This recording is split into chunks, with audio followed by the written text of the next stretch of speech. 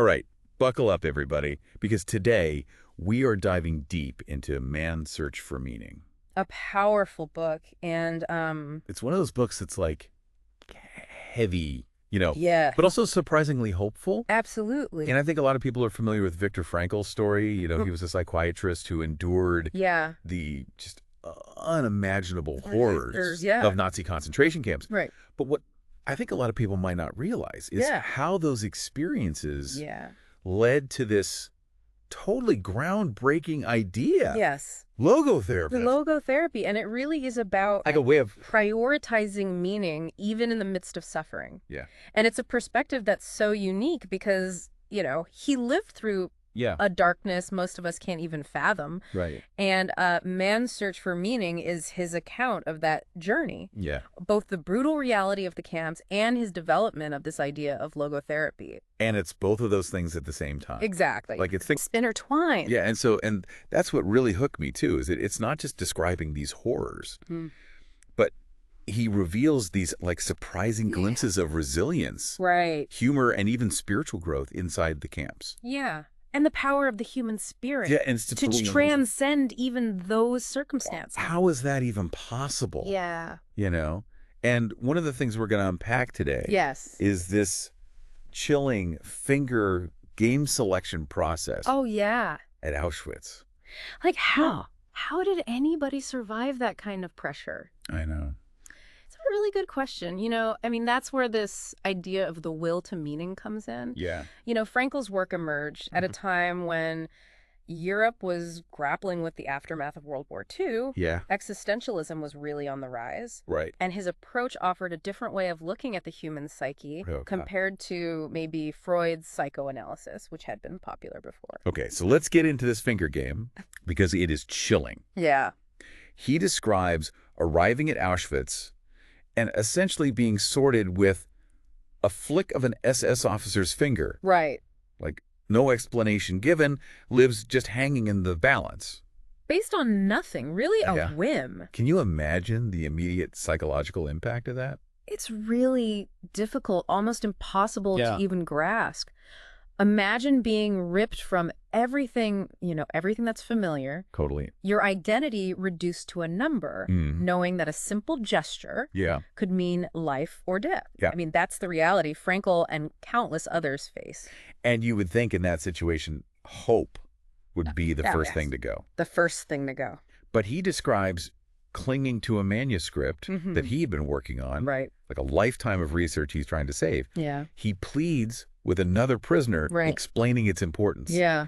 And the guy just yells, shit. That sums it up, right? I know. It's just like that moment right there. It's like the... sums up the initial shock Yeah. and despair, the hopelessness. Yeah, yeah. In that environment, basic survival eclipsed everything else. Right. So the older prisoner's reaction, though harsh, Yeah. I think reflects the brutal reality that they were thrust into. It's like a jarring contrast to their world outside the camps, right? Completely different reality. Okay, so then Frankl goes on to break down these phases Yes. that prisoners went through Psychologically. psychologically. Yeah. And it starts with shock, right? Yeah. Like just disbelief Mm-hmm. mixed with this longing for the life they once knew. Right. He even makes a pact with himself not to give in to suicide Right. by running into the electric fence. That act of defiance, that little tiny flicker Yeah. of choosing his response, Yeah. I think speaks volumes. Suicide was a very real temptation, Right, yeah. given the constant threat of death. Right. But even in that darkness, Yeah. Frankl's pact, I think, hints at this innate will to meaning that he later explores more fully. Yeah. And it makes you think, what would your first thought be I know. if you were just thrown into a Right. situation like that? I don't know. I can't imagine. Okay, then comes phase two. Okay. Apathy, Ow. where emotions become dulled Yeah. as a coping mechanism. Right. There's this chilling anecdote where he asks fellow prisoners on a train Mm-hmm. to let him see his childhood street as they pass by. Oh, wow. And they're just indifferent. It's heartbreaking to hear Arrogant, that. I yeah. think it exemplifies Yeah. how survival mode can lead to this emotional detachment. Yeah. Apathy, as awful as it sounds, Yeah. was a defense mechanism against this constant onslaught of suffering Yeah. that they were experiencing. The apathy is almost like a It's protection. Yeah. In a way. Okay. Yeah. And finally, phase 3. Phase 3. Depersonalization. Depersonalization. They weren't individuals anymore. Just numbers. Just numbers. Focused on the next breath. The next breath, the next meal. The next meal. He calls those who gave up entirely Muslims. Right. And it was like they were wasting away. Right. Physically and mentally. That's the horrific end result of dehumanization. Yeah. Right. When you strip away names, possessions, dignity, you create these ghost-like figures that are just existing, not truly living. It's hard to fathom the mental strength that must have taken to resist that. Absolutely. And even beyond those phases, right? It's the constant mental struggle of just existing. Yeah. He talks about obsessing over food, meticulously dividing tiny bread rations. Right. This idea of negative happiness, where like avoiding a beating or having time to delouse felt like a victory. It's amazing, right? Their entire existence became about battling deprivation. Hunger, fear, uncertainty. Imagine that as your daily reality. Right. Frankl's descriptions really drive home how even the smallest things took on this monumental significance in their fight for survival. And yet here's where man's search for meaning gets so fascinating. Okay. Amidst all this darkness, yes, he also observed instances of resilience. Right. Here, even these moments of spiritual growth. Yeah. It's like this incredible unexpected flicker of light. That's what makes Frankl's story so powerful. Yeah. He doesn't shy away from the brutality, but he also chooses to highlight those persistent glimmers of humanity that even a concentration camp couldn't crush. Wow. It reminds us that the human spirit is capable of really remarkable things, even when faced with the absolute worst. And that brings us to one of the most poignant parts of the book. It's this description of his experience on a forced march where he finds solace in just the image of his wife. Wow. And he talks about this realization that love transcends these physical boundaries of their situation. And think about that. I know. In the midst of unimaginable suffering, it's love that becomes a source of strength and meaning for Frankl. It speaks to the enduring power of human connection, even when separated by barbed wire and unimaginable circumstances. And I imagine that experience was like this pivotal exit point in his development of logotherapy. Pivotal. He goes on to say that even in the camps, prisoners had a choice. Right. What he calls it the last of human freedoms. The last of human freedoms. The freedom to choose one's attitude. Right. Any given circumstance. What strikes you about that idea? It's a radical concept, especially given the context. Imagine being stripped of everything. Your possessions, your loved ones, your freedom. And still having the power to choose your response. It suggests that no matter how dire the situation, there's a part of us that remains free, a part of us that can decide how we face our circumstances. That's incredible. And then there's this story of a young woman who finds solace in talking to a chestnut tree. Wow. Outside her barrack window. It's amazing, right? I mean, it seems unbelievable, but this is exactly the kind of profound shift in perspective that Frankl is talking about. It's a stark reminder that even when faced with these seemingly insurmountable challenges, the human spirit can find ways to create meaning and purpose. What stands out to you about this woman's story? It makes me think about how easy it is to get caught up in our own, day-to-day struggles. Our own little bubbles. And lose sight of the bigger picture. If she could find meaning in a concentration camp, what are we missing in our own lives? That's a great question. And I think that's a question we're going to explore as we keep going in this deep dive. Absolutely. Into the principles of logotherapy. And how they can be applied to our lives today. Right. So stay tuned. Stay tuned. We just explored like the depths of Frankl's experiences in the concentration camps. And it's hard to imagine finding meaning in a place like that. Right. But that's kind of precisely what makes man's search for meaning so thought-provoking. I think it would be easy to just dismiss his ideas as applying only to those really extreme situations. Right. But Frankl argues that this will to meaning exists in all of us, regardless of our circumstances. And he talks about this thing called the existential vacuum. The existential vacuum, yes. This feeling of emptiness, lack of direction that so many people experience. Yeah, and he links this existential vacuum to a lot of the issues that we grapple with today, you know, depression, aggression, even addiction. It's like we're searching for something. We're searching for something to fill that void. To fill the void. Exactly. So let's get practical here. What can you actually do if you're feeling lost or lacking direction or even struggling with that existential vacuum? Yeah. What are some concrete takeaways from man's search for meaning? Well, one of the most powerful takeaways, I think, is that meaning isn't something that you find out there in the world. It's something that you create. Okay. It's about taking responsibility for your life, choosing your attitude. Okay, I love that idea. Yeah. But how do you choose your attitude when you're facing a setback? Yeah. Like job loss or illness. Right. That's not easy. Easier said than done. Of course it's not easy. Yeah. But Frankl offers some practical suggestions. Okay. One is to focus on what you can control. Okay. Your actions, your thoughts, your responses.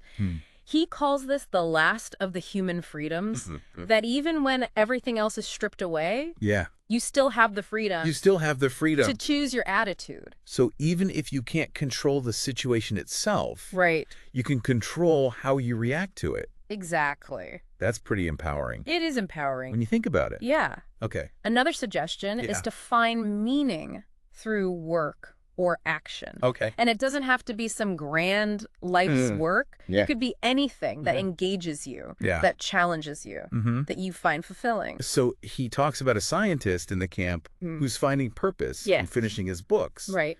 But what about those of us who don't have this big project to focus on? Well, that's where I think Frankl's idea of finding meaning through experience comes in. It could be anything.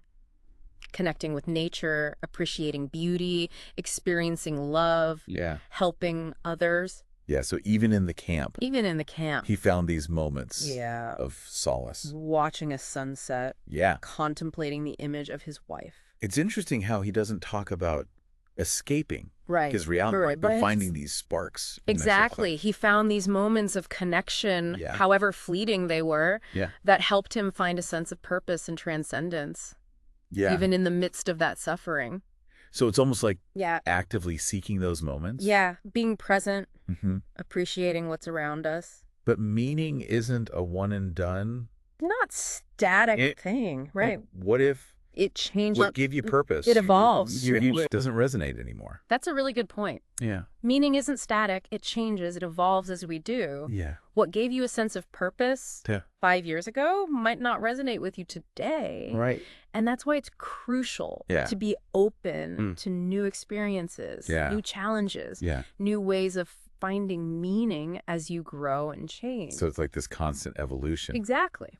But there's another idea that he presents that might feel a bit harder to grasp. Okay. Finding meaning through suffering. That's a head scratcher. I know, right? You're not alone if you're thinking, wait, shouldn't we be trying to avoid suffering? Yeah. But Frankl isn't saying we should seek it out. So he's not saying pain is inherently good. Not at all. Yeah. His point is that even when faced with unavoidable pain, we can choose to find meaning in it. Okay. It's about accepting what we can't change and finding a way to make peace with it, even if it doesn't make sense. Remember that young woman talking to the chestnut tree? Right. Even as she's facing death. That's a great example. It's like she created meaning. Right. In a situation where most of us would only see despair. Exactly. It's transforming suffering into an opportunity for growth and acceptance. It seems like logotherapy isn't about providing easy answers. No, it's not about dictating what your meaning should be. Right, or like a step-by-step guide to the meaning of life. It's about empowering you to discover your own unique meaning even when life throws those curveballs. It's about recognizing that the search for meaning is a journey. Not a destination. And what gives your life meaning might be totally different from what gives mine meaning. Right. The key is to be open to the possibility of meaning in all aspects of life, even the painful ones. And it's on us to create that meaning. Absolutely. Instead of waiting for it to just appear. It's not going to just show up. Yeah. You got to work for it. Okay, so then he brings up this idea of new dynamics. New dynamics, yes. This tension. Between who we are. Who we are and who we could become. And who we could become. Okay, break that down for me. Think of it this way. Yeah. It's that feeling of knowing you're capable of more, but haven't reached your full potential yet. It's that inherent drive to grow, to evolve, to achieve something meaningful. Frankl believed that this tension is essential for mental well-being. It's not about like finding this perfect balance. It's not about perfect balance. Or constant happiness. So it's more about like... It's about embracing those challenges. Embracing the challenges. Yeah. And always striving for something more. Yes. Something that... gives your life a sense of purpose. When we lose that sense of striving, that tension towards something greater than ourselves, that's when we start to feel empty and lost. Yeah, like that existential vacuum. Existential vacuum. It's about finding that meaningful tension. Meaningful tension, yes. Whether it's through work, relationship. Could be through work, relationships, creative pursuits, or even our struggles. Embracing the full spectrum of... Right, embracing the good and the bad. Yeah. And finding a way to make it all count for something. And recognizing that we all have the capacity. Have that capacity. Yes. For meaning making. Yeah. No matter our circumstances. Our circumstances. Yes. That's a pretty hopeful message. It is hopeful. Especially given what Frankl went through. Right. But man's search for meaning also grapples with this other big question, right? That's a big one. How do we find meaning in the face of death? That's something we all have to confront. At some point. Right. And in the final part of our deep dive, we're going to explore Frankl's perspective on death, his concept of tragic optimism, and what it means to live a life that is truly meaningful even in the face of our own mortality. Okay, so we've covered a lot of ground in our deep dive into man's search for meaning. Yeah, we've journeyed through those horrors of the concentration camps. Right. Explored this power of finding meaning in the most unexpected places. And we even, got practical about applying those insights to our own lives. To everyday life. But there's this one last question that we haven't really tackled head on. How do we find meaning when facing the ultimate unknown? Death.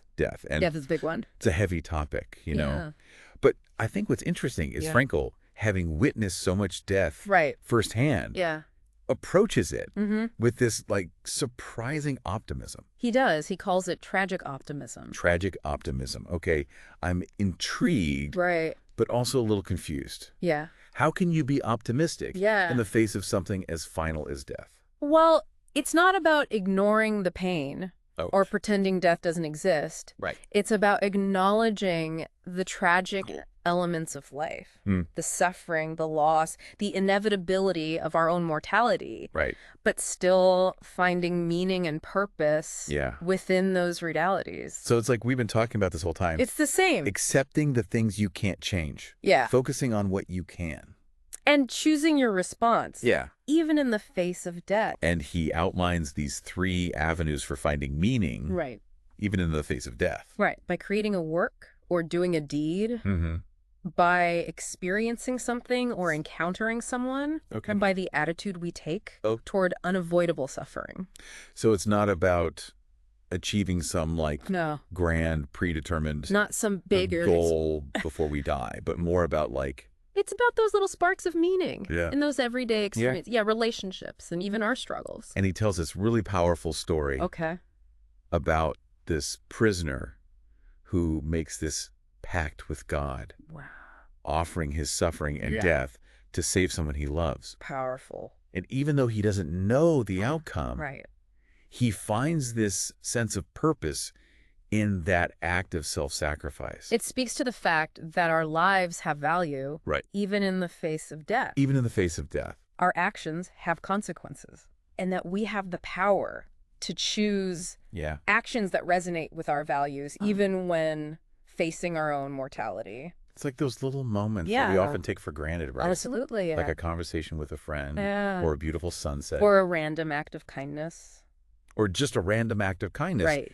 And it's like Frankl's saying those small things are actually what give life meaning, not just the big... Not just the big things. The everyday moments matter. He also says that our lives are irreversible, right? Yeah. That each moment is unique and fleeting, and that this very transitoriness is what makes life so precious. It's a good one. I know. It really is a call to action, I think, a reminder to really savor those good times. Yeah. Learn from the bad and approach life with intention. Because once a moment's gone, it's gone. He even suggests that we should live as if we were living. For the second time. The second time. Having acted as wrongly the first time as we're about to act now. Right. And it's like this challenge to really examine our choices and make each one count. With that level of awareness and intentionality. It's a really powerful concept. It is. So it sounds like his approach to death isn't about fear or denial. No, it's about acceptance. Embracing the totality of life, including its end.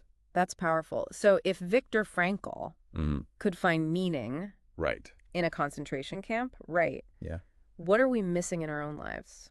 That's a great question. You know? Yeah. What challenges are we facing that can be transformed into opportunities for growth and purpose? I think the search for meaning is an ongoing process, not a destination. And I think, that's what we've been exploring in this deep dive. It's about staying curious, being open to new experiences, and embracing the full spectrum of life with all of its joys and sorrows. Well, thank you for joining us on this deep dive. Yeah, thank you. Into man's search for meaning. It's been a journey. It has been a journey. And, we really hope that it sparked some new insights and questions for you, too. Absolutely. And remember to keep seeking, keep questioning, keep diving deep